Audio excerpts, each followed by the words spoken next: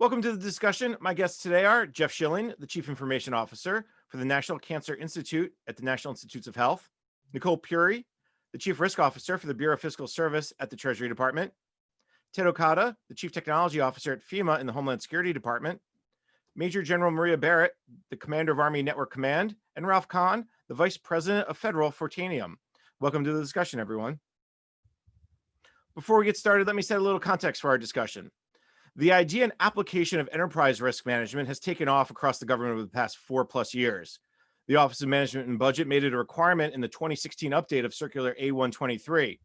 Now, while it's nice to have a circular that tells you to do something, new data actually shows agencies are seeing the value of risk management. The Association of Federal Enterprise Risk Management found in a new survey that just under 83% of all respondents say they're working in an agency that has a formal ERM program. That's up from 77% a year ago. A firm says the top 3 benefits of enterprise risk management are enhanced decision-making, reduced duplication of risk assessments or compliance activities, and the prevention of negative events from occurring. Now, no surprise, respondents say cybersecurity and privacy risk remain the area that needs most management attention, while operational risk and human capital risk round out the top 3. This brings us to today's topic, technology risk management. It's really a subset of enterprise risk management and is gaining more attention across government as what I'll call non-IT executives realize just how critical the role of IT can play, especially in their mission areas and what we've seen over the last 9 months of the pandemic. TRM applies risk management methods to the technology of an organization like cloud and mobile devices. And today's panel is going to tell us how TRM enables their IT teams to make faster risk management decisions and hopefully move with more agility to reduce the likelihood of disruptions from occurring. I'm going to do something a little different for our panel. Usually I start with our government guests, but today I'm going to start with Ralph over at Tanium. I think technology risk management is one of those terms that maybe we hear about, we think we know what it is. It gets confused with, as I said, enterprise risk management or gets folded into it. So Ralph, just kick us off. How do you all define technology risk management, and what are some of the key things people really should keep in mind as during our conversation today?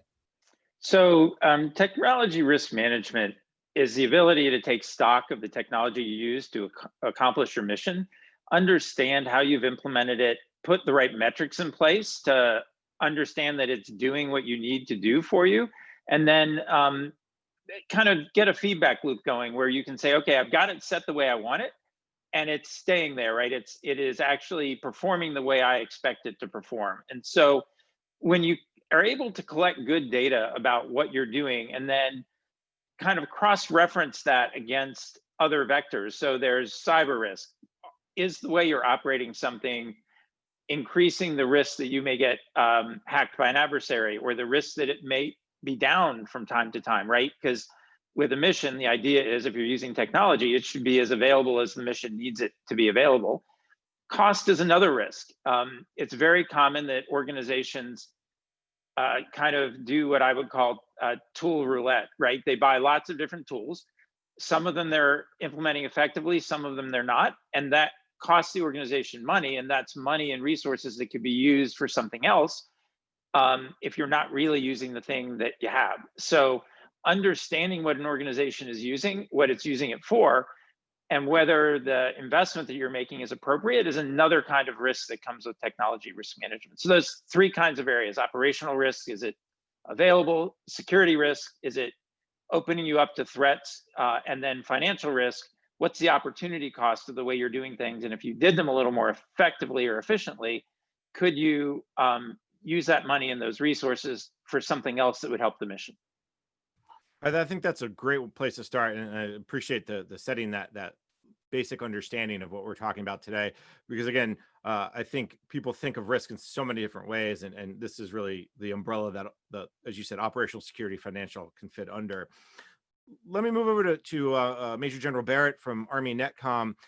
DoD has been known, and the Army specifically has been known for many years to really look at risk, but what we're talking about today is maybe looking at risk from a different perspective, as you heard Ralph talk about. Major Barrett, talk a little bit about how the Army NetCom is taking this technology risk management approach. So when we think about the technology risk, we've got a lot of mission owners who are inserting technology, using technology to accomplish their mission, the business processes of the Army, the enterprise, which is really where a lot of my focus is. And then we can't forget, the warfighting function. And so when they are inserting the technology that accomplishes their mission, we have to take a look at how that fits in with the overall risk profile. So no surprise, the Department of Defense uses the risk management framework to do that. They take a look at the people, the processes, and the technology. But I want to highlight a couple areas. One, I would really stress where is the environment that this technology is going to exist? Is it on your public facing part of your network, or is it behind a defense in depth part of your network that is really not as accessible um, to hackers? And so it's an oversimplification, but we have to think about the environment that you're planting that technology in. How critical is this? A life safety, or are soldiers actually executing their warfighting function off of this? That changes the risk profile as well in terms of the performance. So Ralph Kahn mentioned the performance of this. This one needs to be performing all the time and can't take a degradation.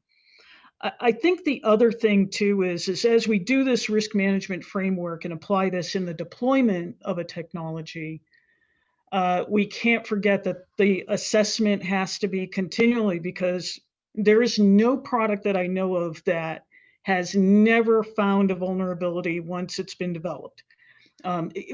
We have to be cognizant, and our system has to accept that we will continually have to modify the products that exist in our network. And so I consider part of that risk is, can I monitor this technology in some way? Because if I can't monitor it, that changes my risk calculus as well. And so I would emphasize that too. If I can't see it, and if I can't understand its behavior, what normal looks like, that's something that I have to fold into my decision making in terms of how we configure this when we put it into our environment. And just a quick follow-up, how much are you using, or I should say, where does this calculation play into kind of your strategy for technology risk management? Is it in every acquisition? Is it in every project, every program? Or is it on the front end and then also on the back end? Give me a sense of the strategy around it. Clearly, on the acquisition side of the house, they are doing this type of assessment in the development of their solution.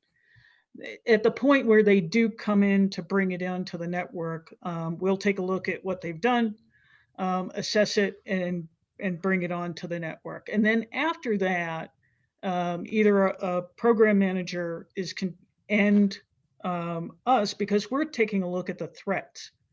And so this is now a continuous conversation of us taking our threat picture and communicating to the mission owner, hey, you now have to make an adjustment with your solution, with your technology, in order to adapt to the threat.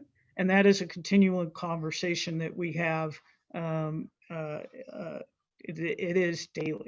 Let me shift over to Ted Ocado from FEMA, since we're talking a little bit about technology and this idea of making assessments and looking at the technology and understanding it. Ted, how are you in the CTO role for FEMA using technology risk management, and how does it fit into the broader effort by FEMA to ensure what you're buying and what you're using meets your needs? Yeah, it's a great question. Fundamentally, I'll just reverse that in the sense that, we at FEMA have to produce outcomes effectively, right, for citizens and disaster survivors. So, we have a simple mission, help people before, during, and after disasters. In our strategic plan, we look at, creating a culture of preparedness in the nation, prepare for catastrophic disasters, as well as reducing complexity. So part of the mandate within our technology cone is to reduce complexity. I think, as the previous presenters have sort of mentioned, there's an element of, for us, I think, not just processes, people, processes, technology that are measurable and manageable, but also repeatable, sustainable, and scalable, right? Because we have to be fairly elastic in how we respond and how we partner with other federal agencies, as well as the private sector, business community, as well as citizens and citizen groups. So I think the central thing is to wrap that up into processes that, for example, are related to total business management, TBM. You find a lot of TRM embedded within the larger business management, gaining clarity and reducing risk. Part of it is also leadership, quite frankly. Alan Mulally, the chairman of Ford, famously was known famously for saying, "You can't manage a secret." And Colin Powell, also said equally famously, "Bad news is not like wine; it doesn't get better with age." And there's a leadership component to that, right? There's a sense that if your people stop bringing problems to you, you've ceased leading them. So in effect, there's both an HR leadership component. There's also processes that are measurable, repeatable, sustainable, and scalable. And in addition to all the other risks we're talking, I think there are also elements related to, I think, misunderstandings often when private sector people join government about return on investment versus concepts related to technical debt. And we can certainly talk about it a little bit more, but I'll just stop there. I'm interested just to explore, maybe, and we may do this later, but real quick, you mentioned total business management, TRM is folded in there. That's the idea of you're looking at how much something is costing you, why is it costing us this, and then what's the risks as part of that total cost structure. Do I explain that correctly? Yeah, and I think just to expand on this other notion of technical debt, right? Typically, we define technical debt as the general cost of replacing something divided by the operation and maintenance, right? And so in a lot of technology startups, you find that ratio quite low because they leverage really modern technologies like cloud computing and so forth. In a lot of our government systems, it's pretty antiquated. You got COBOL running in some systems, but what's the ROI? Well, it's like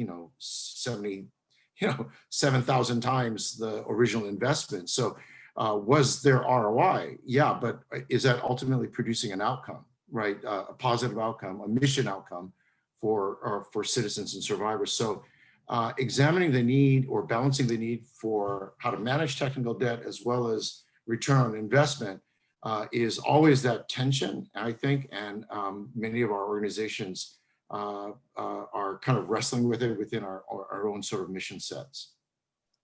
One of the things we've noticed is you mentioned technical debt, Ted, and one of the things we've noticed is we work with a lot of government agencies is there is an awful lot of technical debt.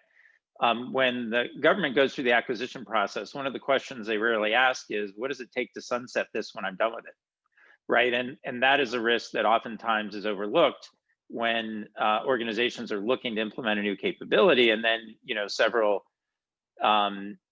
years or two later, then they want to sunset it. And there are plenty of examples of this across government. Everybody's got it. And one of the things I hope that folks begin to ask is, okay, if I'm putting this in place, how would I sunset it? And then when you look at your processes, there is a Navy captain I worked with 4 or 5 years ago who made an observation I thought was really interesting. He talked about the words false rigor and how in the Navy, they built up so much process around things the way they used to work that it would add a significant amount of risk just in terms of the delay of the information getting to the right people. And that by the time the information got where it needed to be, it wasn't really actionable anymore because it wasn't timely. So those are two risks that I think, and that goes back to kind of what General Barrett was saying in terms of continuous monitoring. If the information flow isn't allowing you to get that continuous perspective about what's going on, you run the risk of making decisions based on information that's not accurate enough. Nicole, jump in here because I want to come back around to this broader discussion. I think the issues that Ralph and Ted brought up around technical debt is the part of the IT conversation. But when we take a half a step back, we're also talking about the risk conversation. As the Chief Risk Officer for the Bureau of Fiscal Service, how does technology risk play into your broader look at enterprise risk? Yeah, actually, it plays in significantly because a lot of what we do, we're largely an operations center, right? We manage a lot of the operations for main treasury. So technology is something that we rely on heavily, and that we have focused on actually almost exclusively in the past. So I think what has been happening, what we've seen a real push towards in the last year or so, is to start looking at how we can use technology to further our overall goals, right? So we've been putting forward some specific efforts rather than to look at modernization efforts for our technology, which are also very much needed, but how can we start looking 5 or 10 or further years down the road towards what we think is going to be needed, and what are the risks around us being able to accomplish those things. So the big question there is investment, right? Where do we invest our money? And do we have to, what trade-offs are we going to have to determine in order to get where we're trying to go? And so that has been, I think we've been putting structures in place internally to be able to make those decisions. We have an investment board that goes through every technology. I don't have all the exact details of how it works, but to simplify, basically it looks at major investments for the Bureau and makes a decision about whether this is something we're going to do this year or in future years or not at all. And we have an architecture board that works closely with the investment board. So we can, by working together, help make those decisions. And then I serve as an advisor on within that group. And I also serve as an advisor on our data governance council. So we're putting these pieces into place to start being able to really integrate how we look at all of these functions, how we gather the information to make the right decisions, and also having a future vision that is more than just in the next 2 years. So you kind of answered my question, because my obvious follow-up is, where do you fit into these boards? You said you serve as an advisor. When you kind of talk through the risk piece, and how does that fit into their strategy? Because imagine someone could say, well, but Nicole, you're just talking, in the ether, right? Oh, well, we could happen. It may happen. We could, but how do you kind of get them to kind of see, okay, you have to calculate all the different pieces and parts that goes into your final decision? Yeah, so the one piece I didn't mention was, of course, we have a fairly robust risk management process. I think where we are still working on is how we fully integrate that with all of the decision making. Right now we ask our different areas to identify risks, including technology, risk data, all of these other things. And then we sort of still look at them a little bit as one-offs. We're trying to get better at how do we think about these things as a whole, and also think about how other risks impact these decisions, like customer experience, because that's a really big goal for us. So we have to weigh a customer experience impact to a decision as much as we have to weigh an investment. And so I am leading those conversations within the Bureau, and we are starting to get to a position where we're going to be able to identify and make decisions at the very top levels of the organization, so that can be more easily integrated with our budget decisions and our investment board and so on. And Jeff, jump in here, because obviously you've been patient waiting. Talk a little bit about National Cancer Institute, NIH, how you guys are looking at technology risk management. Well, I will say the panel you've assembled today is exceptional. I'm learning a lot and I'm taking a lot of notes. So, I would say for us, it's really been mainly around the financial part. The operational part, I think, is very clear for us. We're not as large as some of these efforts that are going, and I don't think we have the complexity of FEMA or the DoD in terms of having to operate in all these different theaters and under all these different circumstances. I think the part that's pushed on us is we have a very vastly or quickly changing mission. The research mission is moving very, very quickly, and now this is our time, right? This pandemic is our time to actually put these things in place. I think it's worth saying that the risk management that's been done in IT has paid great dividends, because as soon as the pandemic hit, there was only one green on the board at the NCI, and that was IT. And it was because all of the work we had done through all the COOP planning and a lot of this risk assessment that paid off. And that did not go unnoticed. And so the thing that I really do see is that as we're able to bring this discussion of needing more resources or needing the appropriate resources, the risk framework helps the leadership understand what we're talking about, because otherwise they might get confused, or really you need even more storage, you really need even more of this. But we could say, well, our mission is to share all this genomic data, or share all this serology data, the data that's going to be going about the vaccine efficacy. Well, how are we going to do that efficiently, cost effectively, and not think of it technically, just think of it as risk? What happens if it goes down? Well, if it's down for a day, maybe that's okay. Hospital data, would that stuff be, that stuff might be a much higher level of availability, which is what Major Barrett was talking about. So I think this really has given us a framework where, while risk itself is nebulous, the discussion of the types of scenarios that may happen are very simple to describe. And so I think it's been very, very helpful to us. I think the other thing that's worthwhile noting is that we've been able to put it at the NIH. They've been able to put in some financial modeling, and in terms of governance and things like that, that can address the risk of the way the NIH is funded. So places like the National Cancer Institute are a well-funded organization, but our infrastructure is very poorly funded. So this has allowed us to say, well, that is causing a risk to everyone. Let's put some of our funding there. And we've been able to do that with some central funding models and some capital improvement funds that normally wouldn't happen before. So I think everybody saw the risk, but there was really no framework to bring it forward and address it that we have today. What Jeff is talking about here sounds to me like a data problem, which we're going to get to in the next segment. So let's take a quick break. You're listening to the discussion, Technology Risk Management, Driving Federal Mission, Business and Risk Decisions with Real-Time Data, sponsored by Tanium on Federal News Network.